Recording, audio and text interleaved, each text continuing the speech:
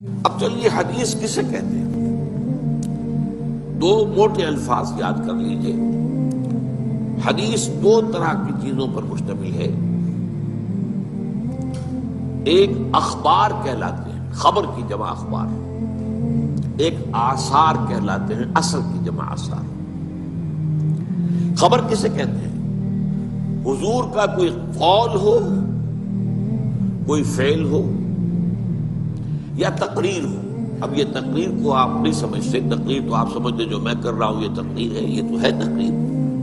اصل میں تقریر یہاں اس کے معنی کیا ہے کہ کوئی کام حضور کے سامنے کیا گیا اور آپ نے روکا نہیں، برقرار رکھا، تو اسے ایک سند حاصل ہو گئی۔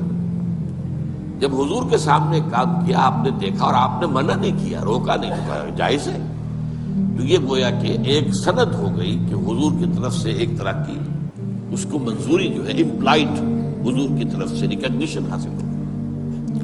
تو حضور کے اقوال، حضور کے افعال، حضور کی تقریر، یہ کہلاتے اخبار، خبر کی جمع اخبار۔ اور آثار ہیں کسی صحابی کا قول یا صحابی کا عمل یا صحابی کی تقریر، اس لیے کہ یہی گمان غالب ہے کہ صحابی جو بات کہہ رہا ہے وہ اپنی طرف سے نہیں کہہ سکتا، صحابی جو عمل کر رہا ہے وہ اپنی وجہ سے نہیں کر رہا۔ صحابی کا قول بھی، صحابی کا عمل بھی اور صحابی کی تقریر بھی، جیسے رسول کا قول، رسول کا عمل، رسول کی تقریر، یہ اخبار ہے۔ صحابی کا قول، صحابی کا عمل، صحابی کی تقریر، یہ آثار ہے۔ اور ان دونوں کو جمع کر کے حدیث کہتے ہیں۔ حدیث کے اندر اخبار بھی ہے اور آثار بھی۔ اب آئیے حدیث جو رسول کی ہے اس میں یہ جان لیجئے کہ اس کے دو حصے ہوتے ہیں۔ ایک متن، حضور نے کیا فرمایا، ایک ہے سند، حضور سے کس نے سنا، اس سے کس نے سنا، اس سے کس نے سنا، اس سے کس نے سنا، یہ روایت کہلاتی ہے۔ اور یہ لنکس، یہ کڑیاں جو ہیں، یہ راوی کہلاتے ہیں۔ اب اگر حضرت امام بخاری کوئی حدیث اپنی کتاب میں لا رہے ہیں تو اپنی شخصیت سے لے کر حضور تک کے درمیان کے تمام لنکس دینے پڑیں گے، تب وہ بات جو ہے وہ حدیث ایک مستند درجے کی حدیث سمجھی جائے گی۔ یہ ہے روایت، کڑیاں۔ حضور سے صحابی نے، صحابی سے تابعی نے، تابعی سے تبع تابعی نے، بعض اوقات صحابی صحابی سے روایت کرتے ہیں۔ کسی ایک موقع پر ایک صحابی موجود تھے، دوسرے نہیں تھے، تو انہوں نے وہ بات سنی ہے، اب انہوں نے دوسروں کو بتائی تو وہ ان صحابی کے حوالے سے بات کریں۔ لیکن یہ کڑیاں جو ہیں یہ ہونی چاہیے حضور کی شخصیت مبارکہ سے لے کر محدث تک۔ پھر محدث سے ہمارے ہاں علماء کے اندر سند چلتی ہے۔ جو لوگ بھی دینی علوم سے فارغ التحصیل ہوتے ہیں ان کی بھی سند ہے، بخاری سے لے کر بھی نیچے تک بات آئے گی کہ جو محدث آج بیٹھا ہوا حدیث بیان کر رہا ہے، اگر وہ واقعی محدث ہے تو امام بخاری سے اپنے تک بھی اس کے پاس سلسلہ ہونا چاہیے۔ آپ اندازہ کیجئے کہ اس حدیث کے لیے کتنی محنتیں کی گئی ہیں اور کس قدر کوششیں ہوئی ہیں۔ اور یہ سند کی چھان بین کے لیے میں نے آپ سے عرض کیا تھا، تاریخ انسانی میں سند میں دیکھنا یہ پڑتا ہے کہ فلاں شخص جو بیچ میں آ گیا ہے اس کے بارے میں کوئی ایسی رپورٹ تو نہیں ہے کہ وہ جھوٹا تھا، کوئی ایسی بات تو نہیں ہے کہ اسے کچھ یادداشت اس کی کمزور ہو گئی تھی، کوئی سوء حفظ کا کوئی عارضہ تھا کہ بات یاد نہ رہتی۔ تو چھان بین تمام راویوں کی، اس کا نام ہے اسماء الرجال، لوگوں کے نام، راویوں کے تمام نام اور ان کی سیرت و کردار کے بارے میں سند۔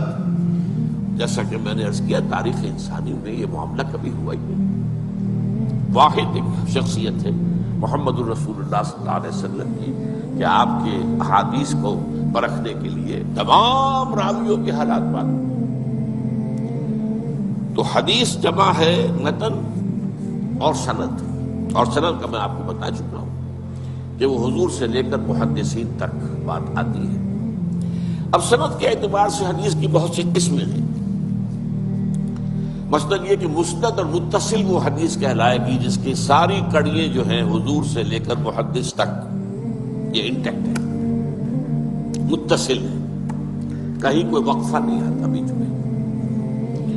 مرفوع وہ حدیث کہلاتی ہے جو حضور کے سے روایت کی جا رہی ہو بات، اس کے مقابلے میں مرسل ایک تابعی کوئی بات کر رہے ہیں اور حضور سے وہ روایت کر رہے ہیں اور یہ نہیں بتا رہے کہ حضور کے اور ان کے درمیان کس صحابی نے انہیں بتایا ہے، اسے مرسل کہیں گے۔ اب یہ درجات ہیں، مرسل کا درجہ وہ نہیں ہوگا جو مرفوع کا ہے۔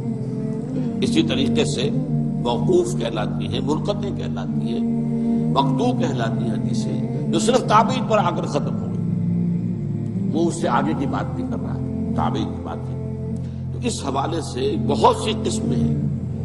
ایک متواتر حدیث ہوتی ہے جس کے کہ ہر لیول پر بہت سے راوی موجود، حضور سے کئی صحابہ نے سنا ہو، پھر ان سے ہر صحابی سے کئی تابعین نے سنا ہو، پھر ہر تابعی سے کئی جو ہے تبع تابعین نے سنا ہو، تو ہر جو لیول ہے روایت کا اس پر متعدد جو ہے کثیر جو ہے راوی موجود ہوں، تو ایسی حدیث کو متواتر کہا جاتا ہے۔ اس کا یہ بہت اونچا درجہ ہے احادیث کے اندر۔ اسی طریقے سے مشہور حدیث اسے کہتے ہیں کہ راویوں کی ہر سطح پر کم از کم 3 راوی، وہ 3 سے بھی زیادہ ہیں تب تو ہو گئے متواتر، لیکن اگر یہ کہ کم سے کم 3 ہر لیول پر موجود ہے تو وہ مشہور کہلائے گا۔ لیکن اگر کوئی ایک راوی ہے چل رہا ہے تو پھر اس کو غریب بھی کہیں گے، خبر واحد بھی کہیں گے۔ اسی طرح حدیث صحیح، حدیث حسن، حسن لغیرہ ہی، حسن لذاتی، یہ مختلف جو ہے احادیث کے سند کے اعتبار سے مختلف درجے ہیں، مختلف قسمیں ہیں۔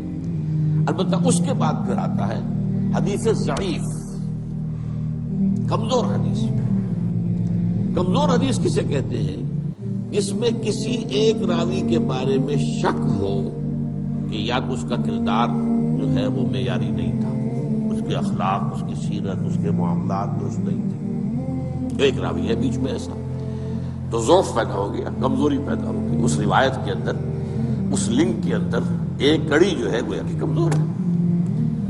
اور یا یہ ہے کہ اس کے بارے میں یہ معلوم ہو کہ اسے سوء حافظہ، میموری جو ہے وہ اس کی کمزور اور اس کے اندر خرابی ہو، تو اس کے بھی شک پڑ جائے گا۔ تو اگر کسی ایک کڑی میں بھی ان 2 میں سے کوئی ایک بس پایا جاتا ہو تو وہ حدیث ضعیف کہلائے۔ اس سے پھر سب سے نیچے درجہ جو آتا ہے وہ آتا ہے موضوع کا، جس کے بارے میں محدثین نے تحقیق کر کے، چھان بین کر کے یہ فیصلہ کر دیا کہ یہ تو گھڑی ہوئی حدیث ہے، جھوٹی حدیث، اس کی حضور کی طرف نسبت صحیح نہیں ہے۔ یہ پھر اپنی جگہ پر ان موضوعات کو بھی جمع کر لیا گیا ہے، جتنی حدیثیں وضع کی گئی ہیں کتاب الموضوعات، تو موضوع حدیثوں کو بھی جمع کر لیا گیا، یعنی اس درجے معاملہ کیا گیا ہے نبی اکرم صلی اللہ علیہ وسلم کے اقوال اور افعال اور تقریر کے ذمہ میں۔ البتہ اس میں ایک بات میں عرض کروں گا کہ عام طور پر کسی حدیث کے ساتھ لکھ دیا جائے ضعیف، تو آج ہمارا خیال یہ ہوتا ہے کہ اس کو چھوڑو، نہیں، یہ نہیں۔ حدیث ضعیف جو ہے وہ ضعیف روایت میں کسی ایک کڑی کے اندر بھی اگر کوئی ضعف آ گیا تو ضعیف کہلائے گی، لیکن ضعیف حدیثوں کے اندر بہت سی اعلیٰ حدیثیں موجود، حکمت کے موتی موجود، علم اور حکمت کی قیمتی موتی موجود۔ اس کی وجہ کیا ہے؟ دیکھیے، ایک ہے سچ کا سچ ہونا، ایک ہے سچ کا سچ ثابت ہو جانا۔ کتنے سچ ہوتے ہیں جو اپنی جگہ سچ ہے، ان کو ثابت آپ نہیں کر سکتے۔ آپ نے وکلا سے سنا ہوگا کہ خالص سچ پر کوئی ایک مقدمہ بھی نہیں جیتا جا سکتا، کچھ نہ کچھ جھوٹ اس میں شامل کرتا رہتا۔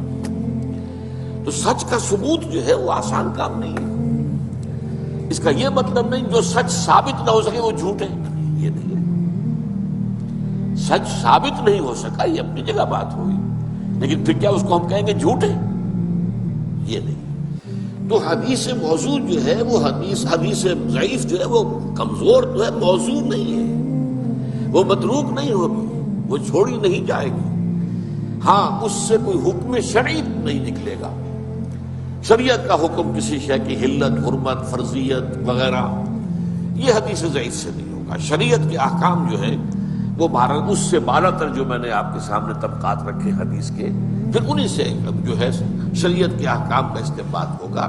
ضعیف حدیث سے شریعت کا کوئی حکم ثابت نہیں ہوتا، لیکن جیسا کہ میں نے عرض کیا، حکمت کے موتی بڑے بڑے علم کے، حکمت کے، وہ آپ کو ضعیف حدیثوں میں ملیں گے۔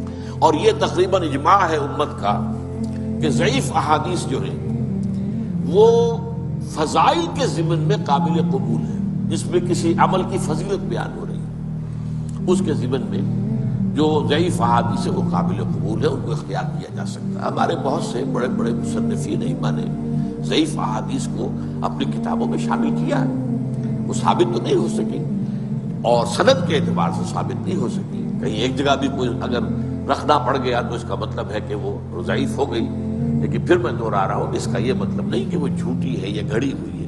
اس کے لیے لفظ موضوع کا، حدیث موضوع، وہ گھڑی ہوئی، جس کو کہ محدثین نے سوچ سمجھ کر جو ہے وہ موضوع قرار دیا۔